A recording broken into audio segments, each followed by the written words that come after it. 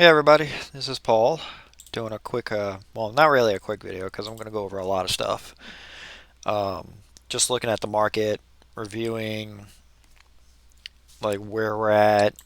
Only reason I'm doing the video today is because it's kind of close to the 15th. I could have easily have done this yesterday and it would have said negative 300 right here, I think. So let's go over the portfolio. It's where we're at right now. Today's obviously an update. I'm doing this while the market's open, so things are moving around on my screen. Um, I'm gonna try and explain what the market's doing, but like I said, I'm just a guy on the internet giving his opinion on things. So as you can see, I've expanded back out the portfolio to include these stocks here. You can pause the video here if you want to see kind of what I got going on. My latest addition was this one right here, Manulife. It's a very beaten up company. Um, they got hit pretty hard. As you can see, they rebounded a little bit today, but as you can see, I'm kind of inching back into these different positions. As you can tell, if you sort it by price. So basically, I updated my sheet to show. So these are basically, that's the monthly bill payment, guys, right there. These are monthly paying stocks. And then also you have your regular paying quarterly stocks right here. So that's all this little thing tells you. Currently, dividends per year is up to 4,041, and as you can tell, I have it flattened out, so basically about 333 a month, um, which is far more than enough to pay my bills and whatnot. So I guess let's just kind of go through the market here and just see, what it's been a brutal, just an absolutely brutal few days. Um, so why is the market rallying?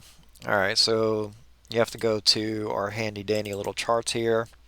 I took a lot of screenshots, and what the biggest question that literally everybody's asking is, have we bottomed yet? And let me save you some time in this video. We have not. I don't think for a second we have bottomed yet. There's no chance we have bottomed yet. Right now, if you go to the S&P, and it looks beautiful today, everything's great, but the problem is we haven't taken out a very specific level at 40.30 or 40.65.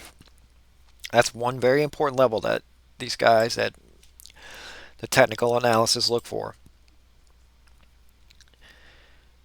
The problem that we have right now is the conditions that caused this drop to occur have not changed.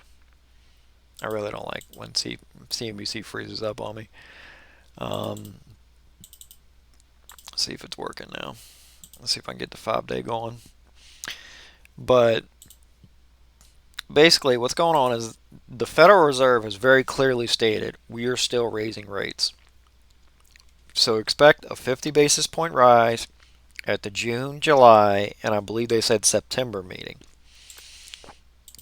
Well, Powell said something yesterday because he likes to talk that made the market think, hold on. If he kind of said like, if the data gets too bad, we'll reverse our policy. That's kind of how the market read it. So here's the problem. So when we were kind of bouncing around these levels yesterday, the market was very flat, and we were bouncing around these levels, and then we got to this right here. We kept testing this little level right here. We would go down. So we would go down, we would kind of retest these levels, we would go down again, and then we got to right there, 38.59. And then the market was either going to go much lower or it was going to go much higher. And then it did this little pop right here, and then it did that right there, and at the end of the day, it kind of it started to pop a lot. So 38.59. So let's remember that number. So let's go over to this little handy dandy chart. So what this chart shows you is EPS, S&P EPS versus the valuation of the market. And this is the handy chart that Anastasia Amoroso linked this morning on Twitter, and it's extremely useful. I relinked it on my Twitter account, so you can dig through my post today to find it if you want a hold of this. But this is a really handy chart because these are all the technical levels that this market has been trading at. This market assumes that the S&P earnings level of all the S&P companies combined, like when you add up their earnings, still comes out to 235. Good luck with that. And they're also putting a 16.5 multiple on the market right now. Good luck with that. So what happened is when we broke below 38.59, that's when the big boys on Wall Street have to decide is this the bottom? Is this right here? Is this priced in? The bond market, like the way that the amount of debt that a company has to take on now, like is this the bottom? So it appeared what happened was is leading up to yesterday, there had been 4 straight days where people were actually buying bonds. So the 10-year hit 3.2%, which is pretty much either at neutral or broke through neutral, and then it immediately turned around, and then very, very, very quickly turned around as soon as it hit that. So if you go to the 5-day right here, which will probably take forever to pull up on CNBC, but the minute that this hit 3.2%, you can see it. I believe it's in here somewhere. Yeah, I hope I don't have to go out to the 1 month. But it's in here somewhere. But the minute that this hit that higher range, and it only hit it for less than a second, so I'm not even sure like this chart's going to even show it. But the minute that it hit that, this market, people started buying in the bond market. Don't know who. Japan, could be anybody for all I know. But they started buying in the bond market very, very, very quickly. So what happened is this, you see buying in the bond market, so you see bonds coming down. Powell kind of hinted that if it's, if the markets or something starts to fall apart, that they're gonna, maybe ease up on the brake, maybe they'll only go to neutral, that kind of stuff. So the market had to decide: do we think earnings are at 235? Obviously, this is where the market thinks earnings are. There is no doubt in my mind, or else we would be sitting right here at 37.95 or 37.13, but much, much lower. Clearly, this market thinks that the market is clearly going to earn 235. So when you do that, you have to pick. You're either going to 36.43 if you think the valuation of this market needs to go lower, or you're going to 37.95. We hit here and immediately bounced right in this little area. The guy that everybody talks about, Mike Wilson, he's actually over here. He thinks that the market should only be worth 14 times its current trading earnings, and he thinks it's probably at about a 230. So this is the different numbers that you keep hearing. This chart is ridiculously useful if you want to know why this market is trading at certain technical levels. It is ridiculously useful for like trying to figure out what in the world is going on right now. So you have to look at how much the S&P is going to earn combined, and then you have to determine where do you think this market trades at. Does it trade at a 16 multiple, a 15 multiple, a 14 multiple? So this is where we're at right now. We dip below this. The algorithms and the big guys had to decide, do we go here or do we go higher?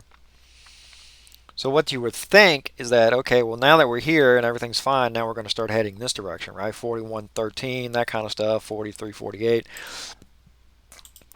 I don't think we're going there. And the reason why I don't think we're going there is pretty simple. So pull up this other chart. This is consumer confidence right now. University of Michigan, and then they also were nice enough to line up the when a recession occurs. Consumer confidence has flat out collapsed. As you can see right here, University of Michigan, this just came out today. The market completely ignored this. Completely ignored this. There was not even a dip for a second. There was nothing. If anything, the market actually went higher on this news because of what They're in the market, like the guys who kind of like decide where this thing's going to go, which is mostly the computers. Back in 2009, whenever you had bad news, it actually meant good news because that meant the Fed is not going to go as hard as they think they're going to go, which is interesting. But the problem is this is not 2009. This is not 2010. This is not anything. We're we haven't bottomed yet. And I'll show you what kind of like what a bottoming looks like. So the problem is that inflation is still running at close to, yeah, it came in at 8.5, but then it went down to 8.3. That is not quick enough. There's going to be an immense amount of political pressure to take care of this. And this right here is not helping. This right here is the June contract for oil, or for gas. And once you add up taxes and whatnot, it adds up to about $4.75 a gallon going into the Memorial Day weekend. I pretty much warned people on Facebook, and you should warn people too, go get gas now because it is about to spike. And if you look at this right here, so you see the market doing its own little thing up here because it's literally just bouncing because we hit technical levels. But if you go down here, the bond market is believing Powell when he says that they're going to hike. And there's money coming out of the bond market too, people that went into safety. But the market is completely ignoring this. Completely ignoring this. The dollar is still trading extremely strong. Extremely strong. This is ridiculously strong. That last video that I did on currencies yesterday, the dollar moved by literally a dollar, which is ridiculous. You can kind of see, like normally you can see where the dollar has been whenever we had easy policy. But with one central bank tightening on the planet right now, if you go out to 5 years, you can kind of see. Like the dollar is trading as strong as it's traded, I think somebody said since 2002. That's pretty ridiculous. And you can see literally the climb. This is killing our trade deficit. This is killing it. This is just destroying our trade deficit. So we're going to have another record blowout trade deficit. And if consumer spending pulls back, as the University of Michigan sentiment has been screaming at the market for months now, we could see a technical recession because we're going to have more imports than we're going to have exports because the dollar is so ridiculously strong. We're also having to import more oil at a much more expensive price. And then if the consumer collapses in Q2, then you get a negative reading, two negative readings, there you go. That's a technical recession. But we might have the job losses to go along with it because it's about a 6 months lagging indicator. But the market is thinking to itself, well, Powell just said that they might slow down if we go, we might slow down. They might pause at 3.2%, or they might pause at the neutral level, at the neutral rate of interest rates. So what that means is we're done going down. The problem is that ignores this chart because you assume this right here. You have to assume 235 for these levels right now to make sense, for these levels up to stay above these levels. If consumers pull back spending, now you're in this column, 230, or now you're in this column, 225.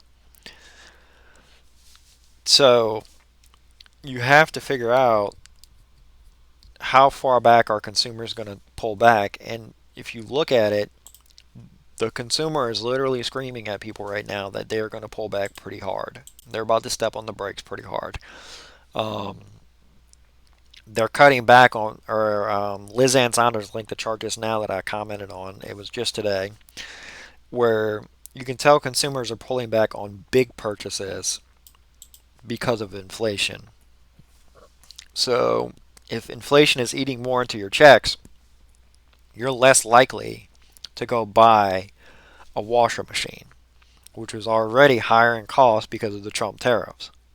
As soon as Trump passed his tariffs, washing machines went up by 20%. Nobody cared at the time because it was only one little section of the BLS Bureau of Labor and Statistics report. So where do I think we're headed? Um, I don't know. Mike Wilson might actually end up being right. I don't I don't know if I don't know if people are going to discount this market down to 335 because then you would have to assume that you knock off this much of a multiple from these companies. Could we end up going back could we test 337.95? Yeah, possibly. To get here to 3335 right here where Mike Wilson's at, that's the Morgan Stanley guy who's pretty respected. You would have to have a pretty grim scenario. Consumers would have to pull back pretty brutally, and they would have to pull back on stuff like Apple. If you see Apple put out just horrible earnings, even though Apple's still going to post a profit of like $80 billion, but because it didn't post 90 billion, the market's going to lose their mind. But so what does a bottoming formation look like? So one guy was nice enough on Twitter to do this for us. Um, so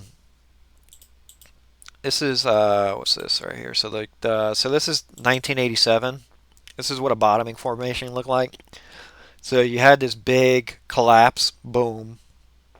As you can see, it fell a lot. Kind of looks like after COVID, right? Market got cut in half by 50%.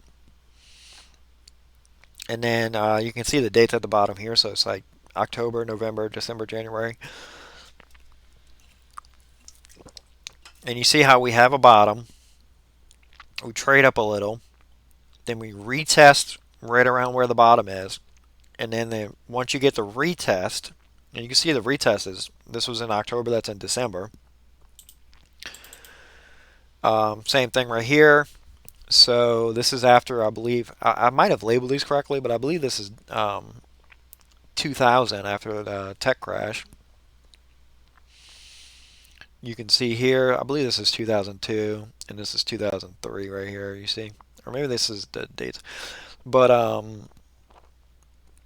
so we have the crash over here on this side. We go down. We retest where near the bottom is. So 1109, 1108. See that right here? So here's the retest. So you have the bottom. You go a little bit lower. Basically the retest in the same area. And then you kind of go, you start doing a little. This one did a second retest, so it's like boom, boom. But it was always above this level now. And you see how I traded flat, but multiple months of trading flat. August, September, October, November, December. Here's 2009. Exact same thing. Very, very similar. Go down. Actually, you see how it's 2007 right here? I don't even know what that is. But this is the 2008 stuff. 2009. So you have your crash. You go down to here. You retest right in the same area. A little bit lower than where you were. But you're trading flats. But still the same thing. November, December, January. You can't say we're at a bottom until you have a retest of the lows. So if the market is saying, okay, we think this is the lows, then we have to go back down to this. This little thing that the market just did, where it retested the lows in like an hour, that's not how this actually works.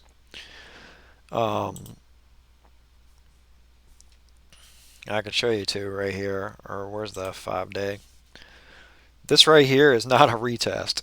So 3881 and then 38, or well, it was right here, but or 3859 or whatever it was, or 3861.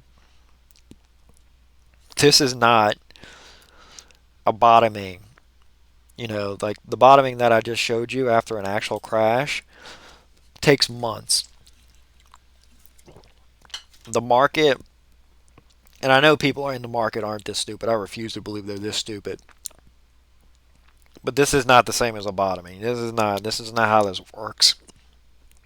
So what I would say right now is probably be careful with how much money you deploy into this market. So this is what Michael Burry posted. So you can see, you kind of see these right here. So I'll try and blow this up for you. So this was 1929. So this is what Michael Burry posted. Basically, you kind of have this crash, and then you kind of go up, and then you have another little dip, and you have this crash, and then you go to blah blah, and you kind of see, but you really don't bottom until years later. And then also, I believe he had one that he did for 2000 also. So this is 2000. This is the tech crash from 2000. As you can see, you had the crash, then you had the retest, then you had a lower low, and then you didn't actually have your low until years later. So the people comparing this to the dot-com bubble, this is, if you're going to trade it like that, this is how you have to trade it. But you see how it traded flat. It did not do this. Like, this is not how this works. This is not how you get to new highs. You can't just pretend like, oh, we're at a bottom now, everything's fine. Because the fundamental story has not changed.